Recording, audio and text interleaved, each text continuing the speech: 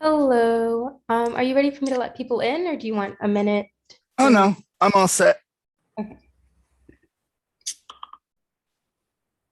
Yeah, I got everything set up. So,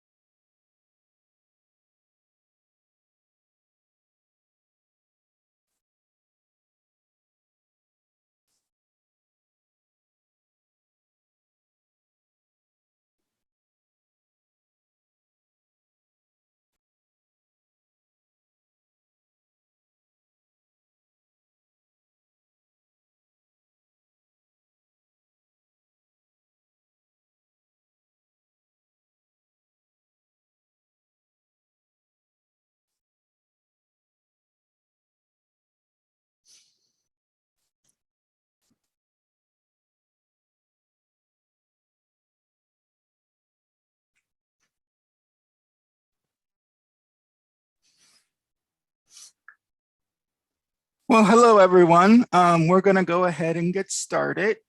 Um, so my name is Ivan Ninachuk, and I've been working in cybersecurity since 2018. Um, Funny thing, I actually have a BA in history, so you don't necessarily need a tech degree to get in.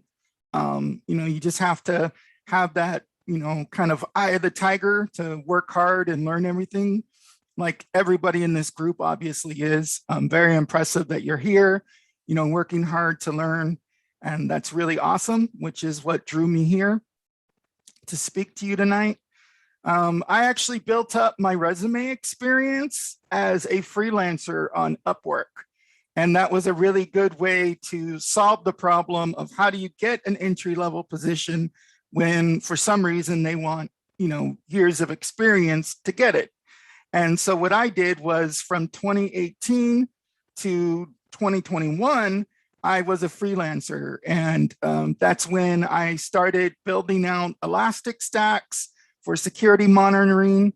I did tech writing, which is another security gig that I would highly recommend because it shows that you know the theory, it shows that you know the products, and more importantly, it shows that you can write really well and communicate really well, which in this industry is just as important as technical knowledge in the end. I was fortunate enough this past April to be hired by a company called Simplify, which does security orchestration and automation and response.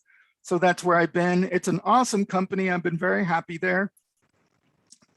So without further ado, I'll go ahead and get started on the presentation. Let me just tell you a little bit about what we're going to be doing tonight. We're going to be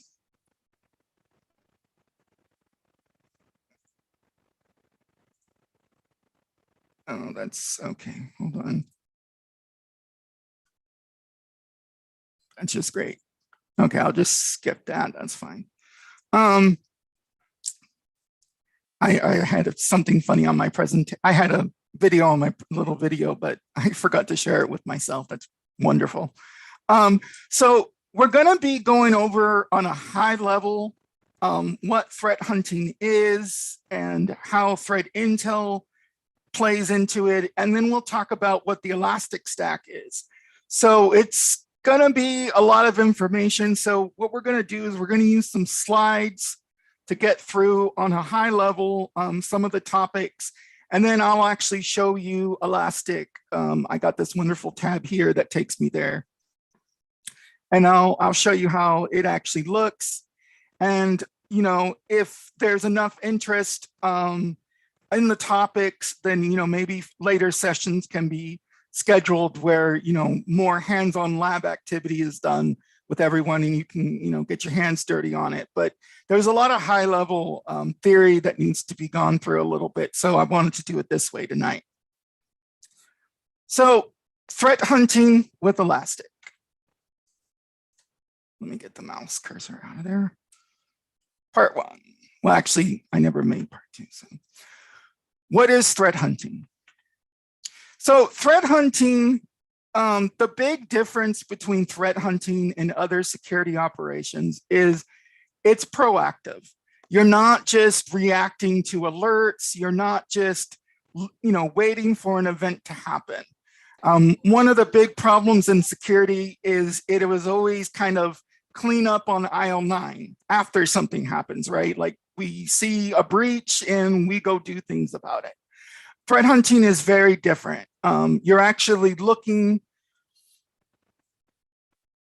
for what's going on before it happens. So when is it used? When does a threat hunter do their job? Basically, there's two cases. The first case is before anything else has been observed. And they might do this just as an extra layer of defense, just in case alerts miss something. And then another reason that they might do it that way is because sometimes you want to run detection queries that are going to produce a lot of false positives, a lot of noise. And you wouldn't want, the analyst on a day-to-day basis to have to worry about that. And they also may not have the skill set to look at those very noisy queries, which we'll get into. And they may not have the skill set to really tell the difference between a false positive versus, an actual adversary in the environment. So that's another reason. And then finally, when there is an alert and it's been proven to be, a real incident, then you want to be able to check the rest of the environment and see if it's been affected. So that's another time where threat hunters will assist in incident response. So one big factor in threat hunting is to understand threat intel, because you need to have that information that's going to tell you what to look for. One of the questions I often get when I talk about this topic is, well, how do we know what to look for? How do we know what an adversary is going to be doing? You know, is there some sort of guide out there? Do people in the field just know because of experience? But the nice thing about it these days is we have a very good idea of adversary behavior, and it's been collected in a single source. This is where MITRE ATT&CK comes in. So the MITRE ATT&CK team in 2013, led by Blake Storm, started this project where they started collecting the tactics and techniques used by adversaries. And what they managed to do was create a table, basically, kind of like a spreadsheet. It's called a matrix, which is kind of neat if you like that movie. But they managed to take all that information and put it where threat hunters, defenders, researchers, anybody could find it and use it. And that's been the big breakthrough in cybersecurity, in my opinion, in dealing with this, and why I think that there is a positive trend.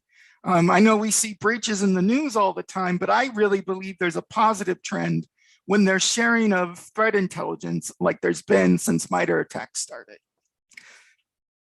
See, I really think of MITRE ATT&CK as how you orchestrate everything. You know, it's kind of like if you had a lot of instruments playing together in an orchestra. If they didn't have that conductor in the front guiding them, and they didn't have those notes, you know, in front of them, it would just be a bunch of random noises, right? The cello would be playing something, the trumpet might play something else, and it would sound awful. But I think of MITRE ATT&CK as the notes on the paper, the conductor up front that really orchestrates the entire investigation. So the first part of MITRE ATT&CK is the tactics, and those are the columns. And you can think of them as the major objectives that the adversary is trying to reach. And I'm going to go ahead and read them because there's not that many of them. There are different stages. One's reconnaissance, then resource development, then there's initial access, execution, persistence, privilege escalation, defense evasion, credential access, discovery, lateral movement, collection, command and control, exfiltration, and then finally the impact. And these objectives really give you a good idea of what the adversary is doing at that moment in time, which will become important when you see how we detect them. Finally, well, not finally, but there's also techniques, which are the rows. And techniques are basically the general method that's used to achieve the tactic. There's hundreds of techniques, so I'm not going to read them, but this picture is a little bigger, so I'm hoping you can see this a little better. Plus, you can go to the MITRE ATT&CK website to look on your own at some point, and you can see the techniques there that's used to accomplish the tactic. Now, recently, they introduced sub-techniques. And what sub-techniques are, it's a specific method that's used to achieve a technique.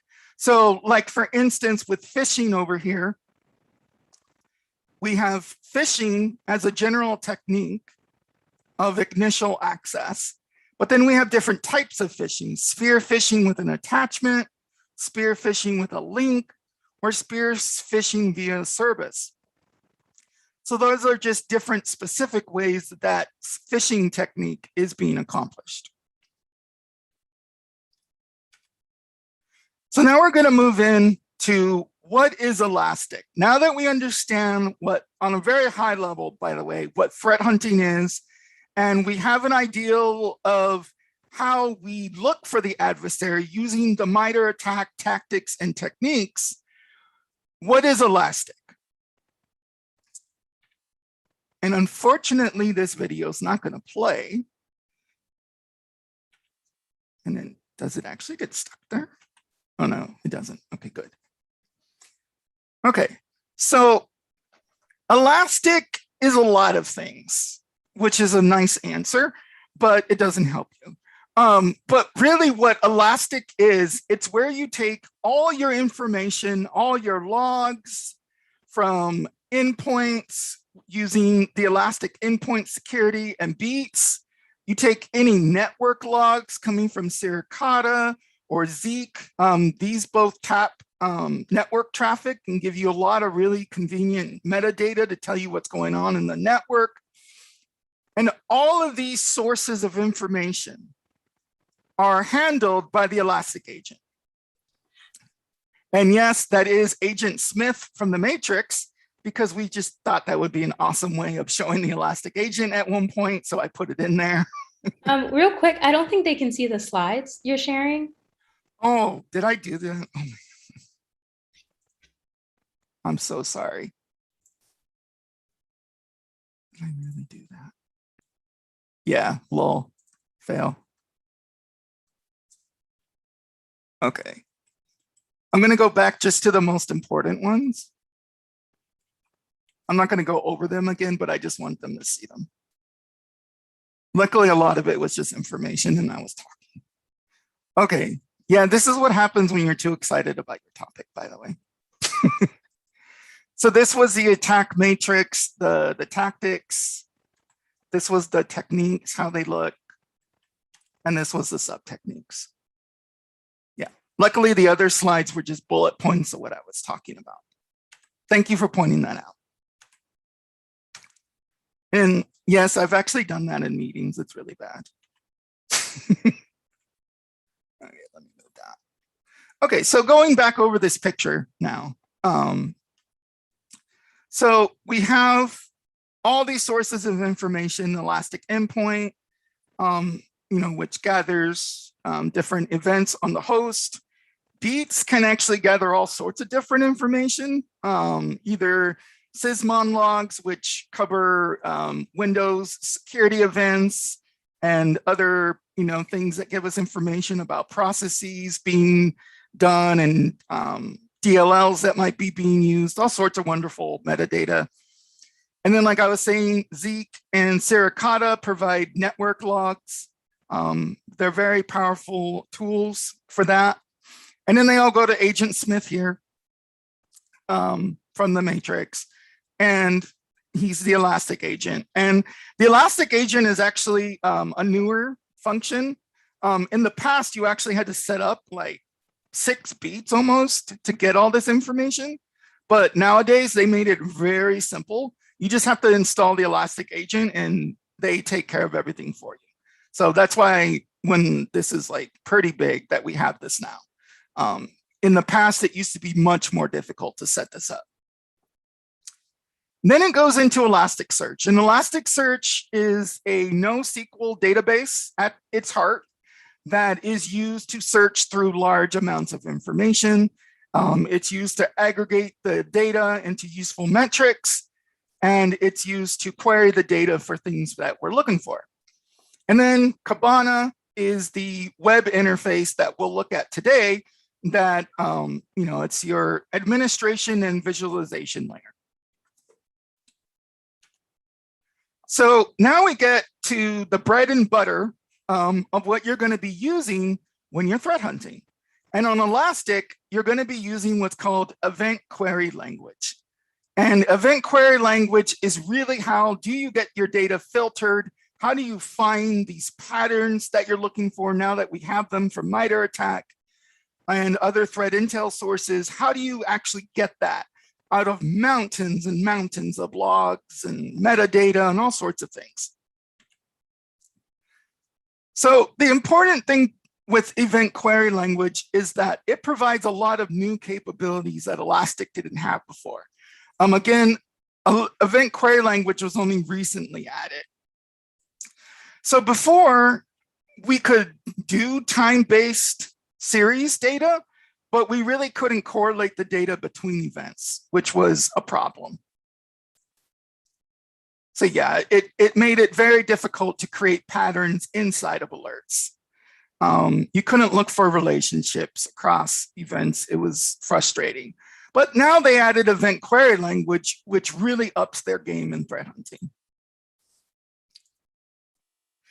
And so with threat query language, I really like to think about it as adding this extra axes to it, because now we have different event types, but we can coordinate between the time they happen and the value there.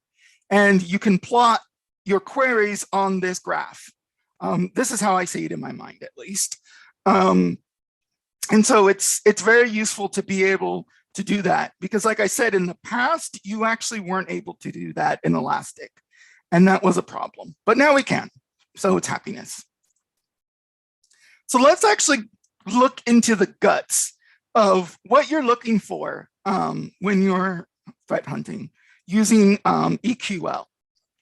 So one thing that we're going to look for a lot are the processes that are running on the host, because the processes, again, they tell us what's running, what is it doing? Is it creating files? Is it making network connections that it shouldn't be making? And all those wonderful things. Now we'll be providing these slides, so I'm not going to go into the exact syntax that's being used, but just to give a real easy explanation on this simple query here, it's basically saying there's a process where the process name is equal to regvr32.exe.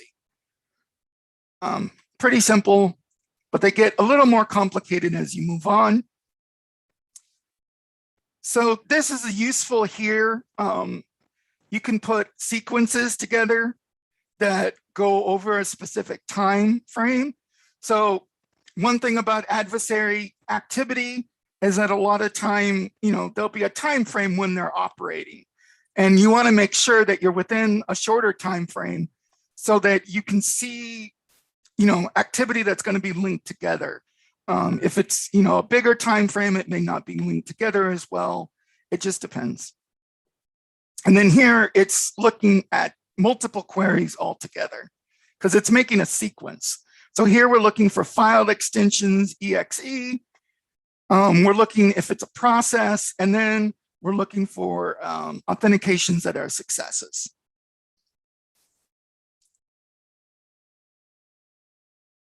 So here's an example of looking up that command and control.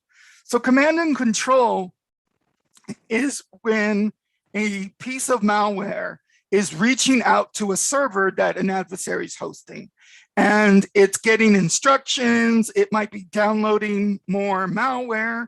So it's a really big problem. It could be exfiltrating data, if you recall the MITRE tactic on that. And here's an EQL sequence that would look for that. And so what it's doing is it's looking for the sequence by process identity ID. It's looking for it to be starting. It has a list of possible processes. And then here's the key here is that it's also looking to see if it makes a DNS call, meaning that there was a network connection, that it tried to reach out and touch someone. And that's bad. Now, this is, again, one of the unique capabilities of EQL, that you can actually have host data that you're querying, and then you can link it to network data. So you can start looking for those patterns that the MITRE attack framework gives you. The other nice thing is that it lets you look into multiple indices. So you can do really good data correlation. Again, with Elastic, you'll have dozens of information points coming in. Depending on the size of the environment, you'll have so many endpoints and other network data coming in. And so now with EQL, we're allowed to do cross-index searches, which again was something the Elastic Stack previously wasn't able to do. So EQL is a big plus when we're doing threat hunting.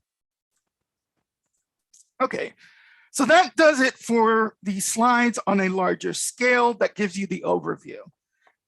Now, what I'm going to do is I'm actually going to switch over, and I'll give you a tour of the Elastic Stack and how it works. So the Elastic Stack is basically broken up into 3 different applications, solutions. So there's enterprise search, there's observability, which is made for site reliance engineering. So you're going to be looking at logs, you're going to be looking at our applications running properly. You're going to be trying to keep the SLAs of when you need to get things done and when things aren't working. So the observability is for that. Then there's what we're going to focus on, which is the security solution. And right now this has the SIEM application where all the security logs are aggregated and you can look at them and see all the wonderful information. And then also, of course, the endpoint security that Elastic has provided nicely for free.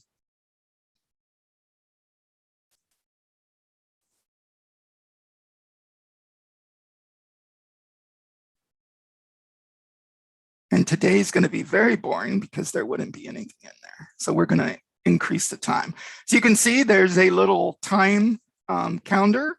So you set this to whatever time frame you want to be looking at. Like if you want to look at the last 15 minutes or if you're doing the last year, and try last 30. Yeah, I haven't been doing anything in a while. Okay, so last 90 days, I was doing some work here. So this is just the overview page. It'll show the detections that were found and have their names here.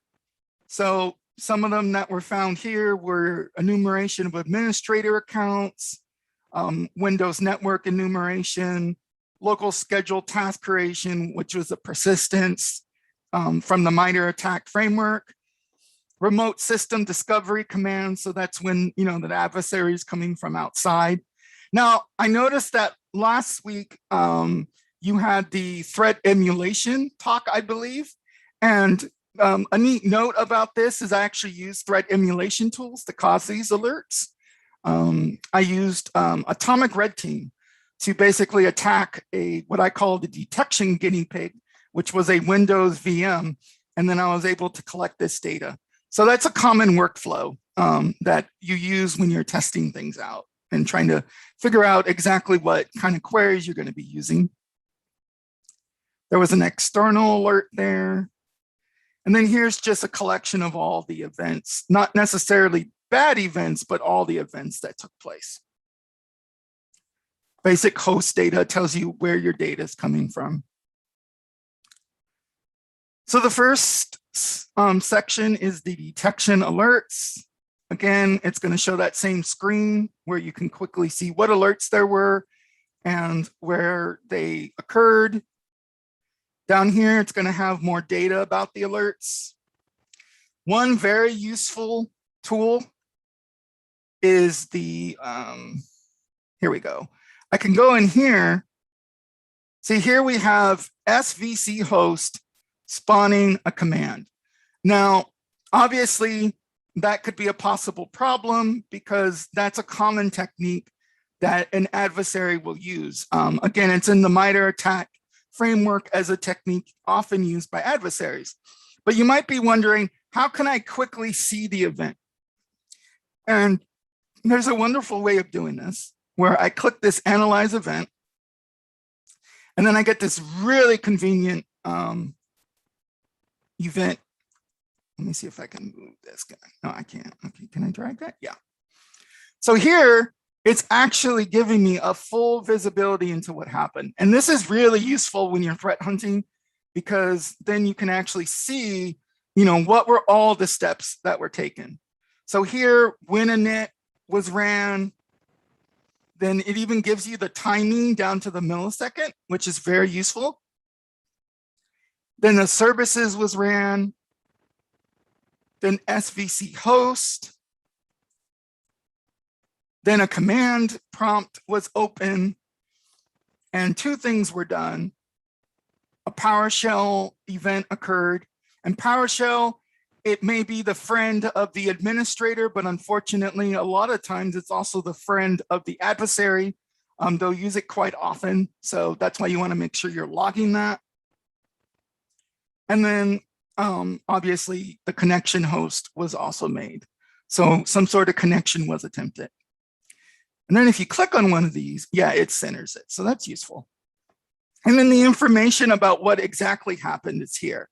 So if we go to the PowerShell, we can see it shows the executable, and it'll show, this is what I'm looking for. It'll show the process arguments. So this is actually what was written into the script itself. So you can look for these process arguments in threat reports, in the MITRE attack framework, different sources you might have that will give you a little more information about what was happening. And then also bypass was used, and yeah, that can't be, yeah. So all that happened, and that's a very fast and efficient way of looking at an event. I'm just gonna do this.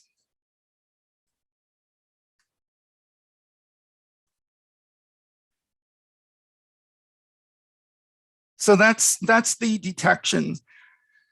So with the detections, what you might do, like I was saying, these are basically alerts that are being set off by your detection rules. One thing a threat hunter might do is, if this is proven to be a true positive, an actual incident, then they would take that data I just showed you from the analyze event, and they would look at that and see if they can find it on other hosts. That would be their job in that process. The other thing you can do in Elastic is you can investigate in a timeline. So you can click that little timeline button, and it will create a timeline. Oh, come on now. Why is it hiding it?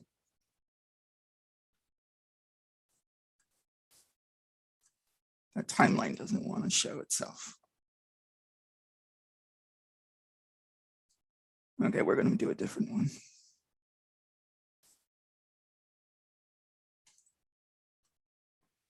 So basically what that just did was it created an investigation timeline. The information's down there, but for some reason this is hiding it, and it's not letting me scroll. Usually this would scroll down. There must be something going on with my monitor. Usually I do this on the bigger monitor, but I want to look straight forward, so I got on the smaller one.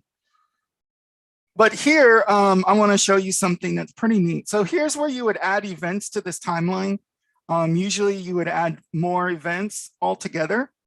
And then you can click this correlation button. And this is really big addition that they've made for threat hunting. Because here you can actually run EQL queries over the timeline data of that event, and you can start looking for specific patterns. And that's a very, very useful interactive tool to have. So this is where you would probably be doing most of your work in the correlation screen at that point for the investigation. Then I'm going to show you the host view. And the host view is really nice because it'll show user authentications. You'd be able to see if they failed. You'd be able to see how many IPs are going out for network connections. And then here you get you can see where your hosts are. Right now, this was only taking data from my detection guinea pig, the one source. So it only has the one host, but usually this would have a whole list of them. And then you'd filter them by clicking on the host and taking a look at what's going on that single host. Another very important view is the network has a separate one. Don't mind those. They're just telling me that certain indices don't have data. So the network view, first of all, it has the wonderful pew pew map. That's what we call these things when they have little markings on maps. So, to be honest, it looks nice, but it doesn't provide a lot of useful information, but it is there and it looks nice. The important things here are going to be how many network events you have, DNS queries, how many unique flow IDs there are. So how many conversations were there between things and such like that. Here you can actually come down and you can see where the source IPs were and what they were connecting to. And then the same thing with the destination IP. So you could quickly click on one of these and then they'll give you the information about that IP that you have. You can actually check its reputation really fast on Virus Total or Talos Intelligence, and that will give you, whether or not that IP's been seen as malicious or not. And then the who is information can be looked up too from this screen, which is convenient. So you don't have to copy paste between a lot of screens, basically, which takes time up. Don't mind the data problem. Then here they have the most important information coming on DNS. So the domain name system here, where it resolves the domain names to IP addresses. This way you can tell what domains you've been reaching out to. If they were odd looking, then that would give you a hint that something malicious was going on. It might be a command and control server, might be something that's connected to a spam campaign. Luckily, I'm not seeing anything there, so the detection guinea pig didn't do anything bad. And then they give you the numbers on how many queries and how many bytes were in and out. One reason why they tell you about the bytes in and out is DNS is one of the favorite, it's one of the favorite protocols used by adversaries to get information in and out of an environment, because they're counting on the ideal that no one's looking at what's in the DNS request. So they'll take all the data they've been either gathering from you, stealing from you basically, or possibly they're sending, again, command and control instructions through DNS, and they'll actually just, they'll make it hard to read by using some sort of obfuscation, but they'll actually be sending it just, plain text in the DNS, hoping that no one's actually looking at it. And what's sad is that works quite often. For instance, if you've heard of a tool called Cobalt Strike, which is a command and control server that's used for this purpose, DNS is one of the main protocols that's used by Cobalt Strike. Then we have HTTP data, so what web server data was done. And then if you were running anomaly jobs using the built-in machine learning that Elastic has, you could actually see here what anomalies showed up in your traffic. This is really useful because one of the keys to understanding your network environment is having a good baseline. Know what hosts usually connect where. If you have users, okay, they're going to be doing a lot of HTTP traffic. They're going to be using the internet for that. But if you have a database server, yeah, that shouldn't be reaching out to the internet. That's not good. So this anomalies machine learning job would catch that for you and help you, focus your hunt basically. Then external alerts, I don't have any in here, but these would come from, say, Suricata, which has its own rule system that evaluates packets and looks for known patterns of, malware or other problems with the techniques that are being used by adversaries. So this is the timeline screen again, where you have your timelines that you use for your investigation. They do have very basic case management. This is something that's still being fleshed out and worked out. You can use it to coordinate your timelines together on single events, and then put case notes and all that good stuff, which can be very helpful. And then you have your administration. And what this is administrating is the Elastic agent. This is using, as you can see, it has what endpoints they're on. The agent status is currently offline. It has a policy that's being set up, tells me the operating system, its IP address, all that wonderful information. And this is where you would add agents and other If you wanted to delete agents or change, you can also add applications here, names of applications that you trust so they don't set off false positives.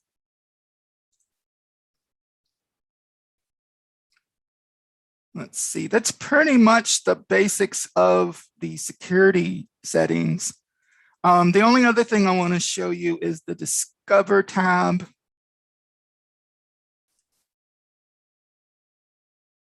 Because I want to show you what the raw logs look like. Okay, so this is an important part of the Elastic Stack that I want you to be familiar with. And this is the Discover view. This is where the raw logs are kept. And as nice as it is to have all sorts of external tools to use to visualize, to go through it, there's times where you just want to see what's in the data, because that's what the important part is. So over here is a very useful little tab because it's going to show you all the possible data fields. So you can see, different data fields exist. So let's say we're doing we're threat hunting and we need to look for the DLLs. And we don't even know to start with whether or not we have that information. What information do we have? So here you can come in and you can say, okay, we do have that information. It looks pretty extensive. We have the names, we have the paths, we have hashes, which are going to be, unique values that tell us what the DLL was, that makes it hard for adversaries to hide. We can see what file information we have. So sometimes it's worth it just to come into Discovery and really take a look at what data you have. What are you looking for? We have registry information. Especially when you're starting out, this is definitely a place that's worth coming. And then you can look at an entire log together. You can either look at it in table view, actually, which is the easiest. Again, I don't have this. Yeah, it's going weird on this one, on this monitor. Okay, there we go. That's a little bigger. There's some way to resize that, but I'm not going to worry about it. Yeah, so we had that in table view. Yeah. So yeah, this is the raw log. Again, you can see where it's coming from, Sysmon. Sysmon is a tool that is made by Microsoft to pull additional logging from their systems, their security logging in particular, and it has its own rule set that will catch certain events. Unfortunately, they don't have it set up by default, so you end up having to install it. So those are the kind of things that, if you're interested, we could always do as a fun little lab. Oh yeah, here we go. Here's what I wanted. So yeah, again, you can actually take a look and see what the fields are, what values you're expecting to see, and get an idea of what your data is going to be. I know when I started, because I wasn't used to all the different data sources I was dealing with, that was my biggest hurdle, was knowing exactly what am I looking for, what am I looking at. And that's why it's worth it to kind of take a look and actually see what the different values are and get an idea for what's normal, because then you're going to get a better idea of what's not normal, right? You can't know what's bad in the environment if you don't know what good looks like. So sometimes it's even worth it just to let a host operate, just say an hour, click around on the internet, click around on programs, open them up, close them, and get an idea of what these values are going to be, when there's no problems, before you even start emulating attacks or, setting off malware samples, things like that, all those fun things. Before you do that, it's worth it looking at this data in Discovery View to really get an idea of what it's supposed to look like. Because then, it's easier to tell what it's not supposed to look like. So that's the presentation itself. I hope that you've enjoyed it.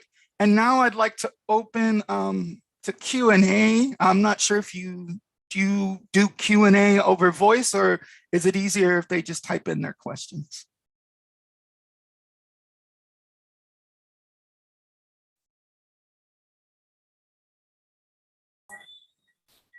I think we sometimes do it over voice and sometimes That'll be easier, yeah.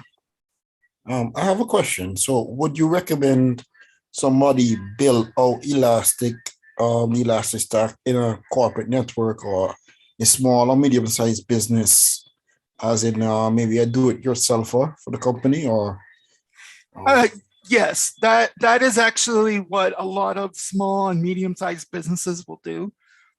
Is they'll use Elastic just because of the fact that you can actually download a fully free version and operate it. And since they're smaller, there's no problem with trying to run it on a local stack.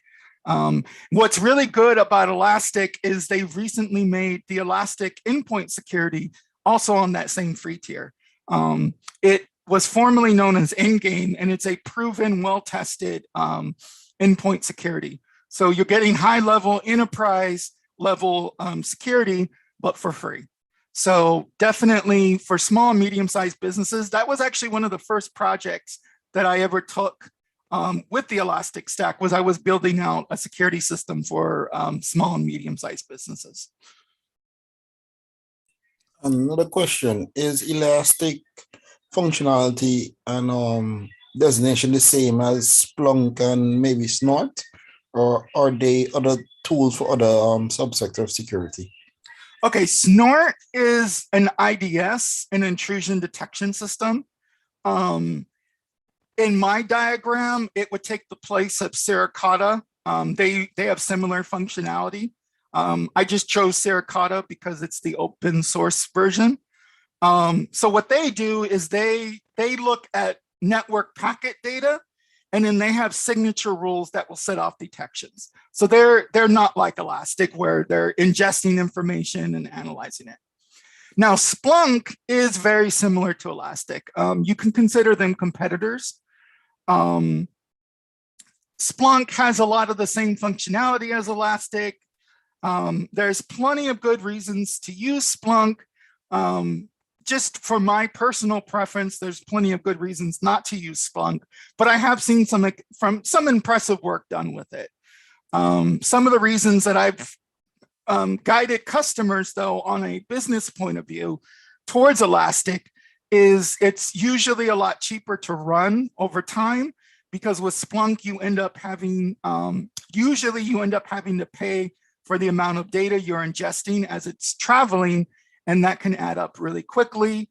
I also just prefer the Elastic endpoint security, how that's integrated with it, and how the Elastic agent now makes it so much easier to set up. So, from a business perspective, I always prefer Elastic, but, there's plenty of companies out there, and there's plenty of great work that's been done with Splunk. Another question. So where can you get training materials and maybe guides of how to set up Elastic Stack properly? Okay, so there is a brand new book that just got released. And I'll add the link to it on the slides before I turn them over. But it's called Threat Hunting with the Elastic Stack. And it was written by a gentleman named Andrew Pease. And he has worked, well, first of all, he's worked in cybersecurity forever, practically. But specifically, he worked on projects like RocketSM, which was using Elastic for network investigations and threat hunting. He was one of the founders of a company called Perched, which did threat hunting training. Perched ended up getting purchased by Elastic, and so now he works for Elastic. He's one of their, security and detection engineers. And he recently wrote a book that just came out this year. I actually just finished reading it. And that is the best guide I've ever seen. Now, Elastic does have really good documentation. Myself, I've written, blogs. There's a lot of good videos out there.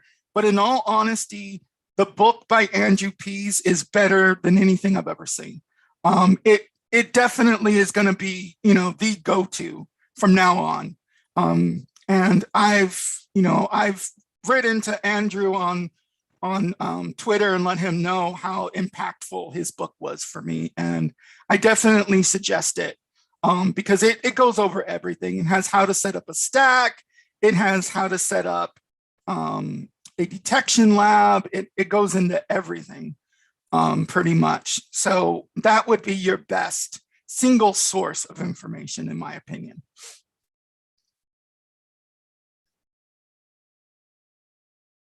And like I said, I'll add that information. I'll add a slide with that, just a minor oversight. I'm glad it was brought up. Thank you. Thank you for the response. Yeah.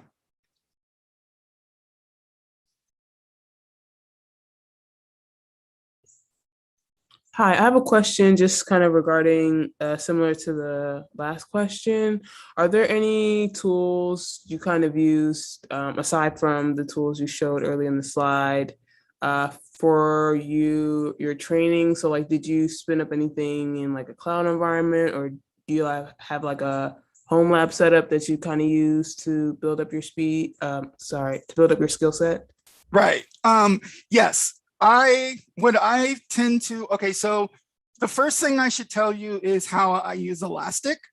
I actually have a cloud deployment with Elastic Cloud. So it like I was saying, if there's interest, for further more hands-on activities that you want to do, I'd be happy to use this so that we all have a central place, because the more noise and data you have, the more realistic it's going to be and look.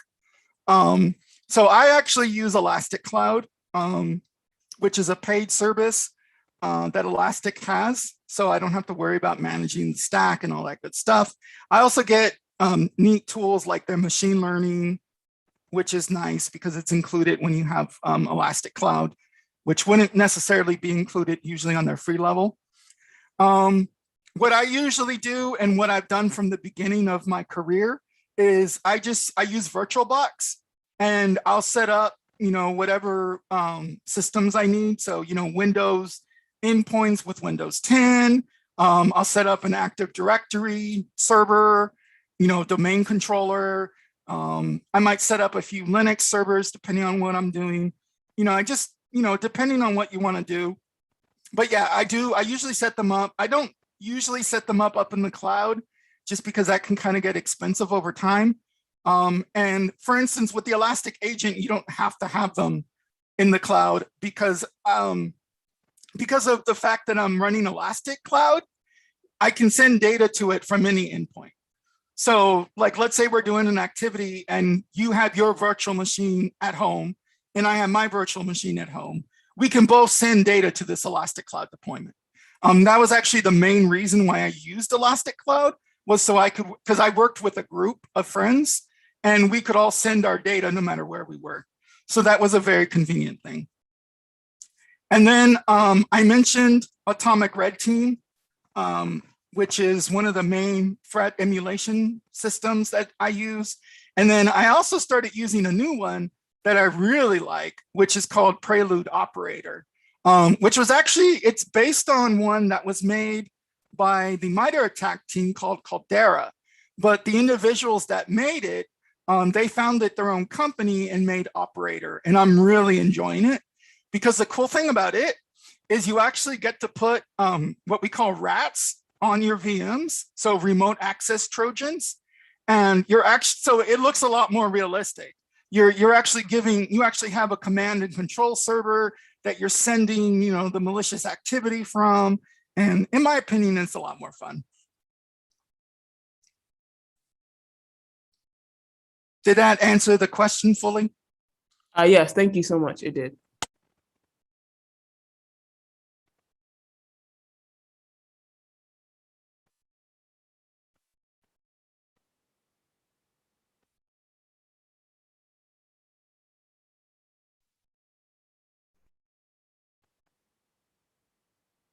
Okay, that looks like we went through all our questions. I want to thank all of you for having me here today. I love talking about cybersecurity, especially threat hunting and Elastic. Definitely, you can tell I kind of built my career around it. So, thank you for this opportunity. And again, if there is interest, we can definitely look at future activities where we get a little more hands-on. It's just that there was so much to explain and go on the theoretical level that I did it this way for tonight. So. Thank you so much for coming and speaking. If you want to schedule a hands-on, we would love to have it. Just reach out to Tanisha and she'll find the right time in both of the schedules to set it up. Okay. Does anyone have any last minute questions? Any lingering concerns before we go? Yes, I actually have one question. It's a specific question, I guess you can say. I know that you mentioned that you can add agents and whitelist applications, but in regards to those internal systems that you find that are actually quote unquote safe, does Elastic cover any behavioral patterns towards those agent devices and applications, just in case they're compromised? Okay, so if you're asking if the agent itself were compromised, right? Yeah. Mm-hmm. Okay, yeah, that is actually what keeps us up at night. Okay. Literally, it keeps me up at night. So there's a couple ways that we deal with that. One of them, I just opened the screen up, is machine learning looking for anomalies. Because if something were wrong with the agent, then your data would start looking very different. And that would be one possible way, but you shouldn't rely on that because, maybe it won't work, maybe something goes wrong, but it is a layer of defense. Remember, you're always thinking of defense in layers. But the Elastic agent does have certain defenses that it has itself to be manipulated. Although, to be honest, I've seen POCs that bypass them. It's kind of worrying. Again, it keeps us up at night. That's actually one of the big uses for threat hunting, right? Like I was saying, you're looking for the bad before you get breached. Right. And so the threat hunter, that's one of the main things they would look at. Is the Elastic agent even operating correctly?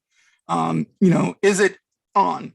Because, I don't know if you heard about the big SolarWinds breach, but literally one of the techniques, one of the tactics in MITRE ATT&CK is defense evasion. And one of the techniques is, let's just turn everything off, turn the antivirus off, turn the logging off, turn the Elastic agent off. And funny enough, that's literally what they did in that attack was they turned Windows event logging off and they turned the antivirus off. And that created a blind spot. So very much we try to have detections that look for those commands because, it's going to have to be a command run through somewhere. No matter how they do it, there should be a command that does it. So whether it's caught by a detection or whether a threat hunter finds it, that's hopefully going to be found because that, like I said, that is what keeps, me up at night is thinking about those things. Believe me. So that's a very good point. Very, very spot on. Do you guys actually implement alerts just in case these things are, I guess, are turned off for, because I know you said, we're supposed to think in layers. So are there any alerts for devices that are securing networks and systems? Yes. Okay. Yeah, we monitor, actually, I recently assisted in creating some more of those because the Elastic has a public GitHub where community members can help make rules.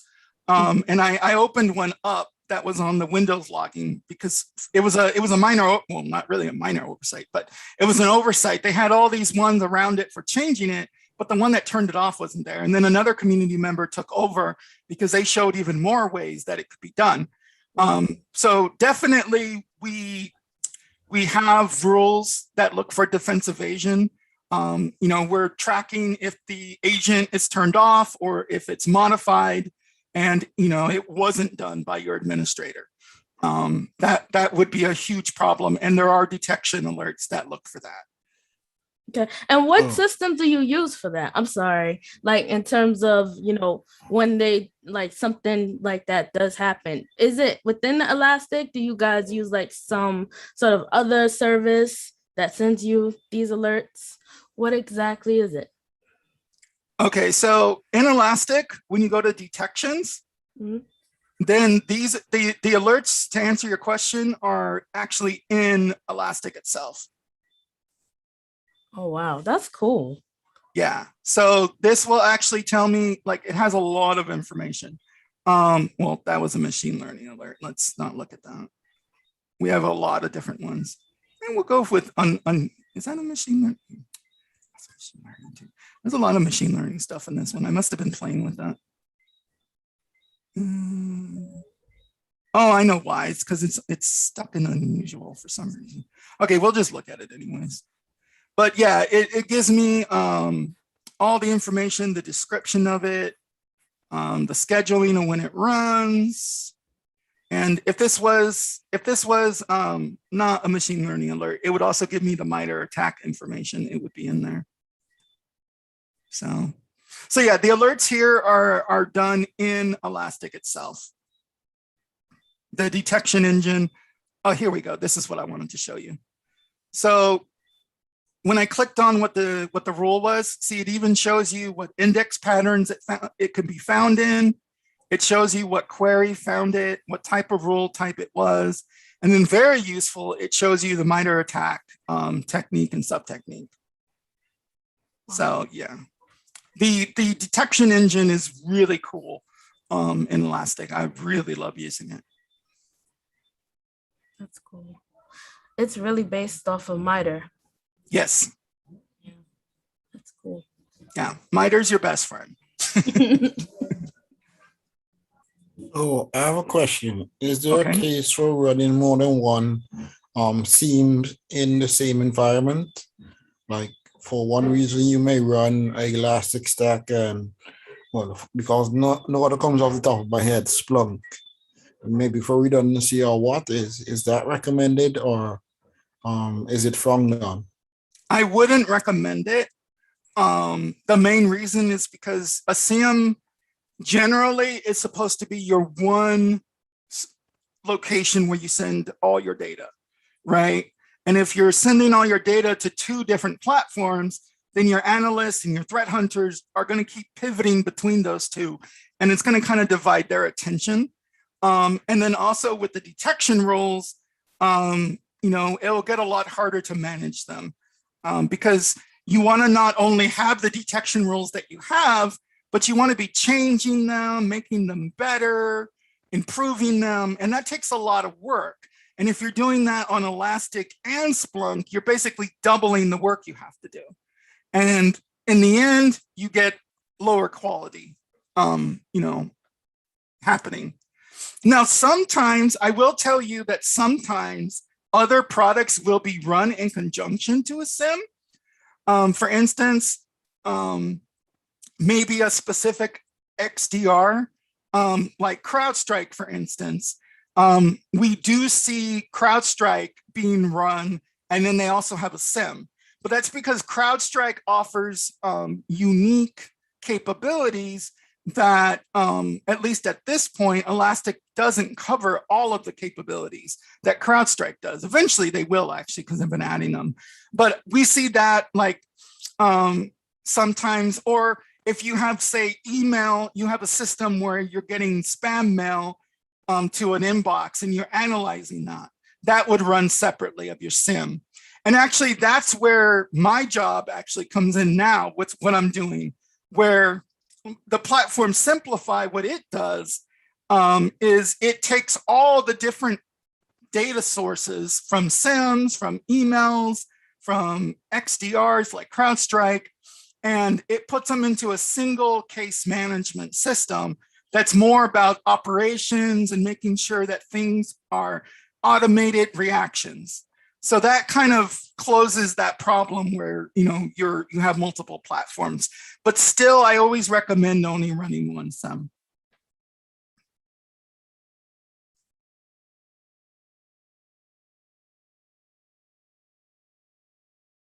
Okay, thank you.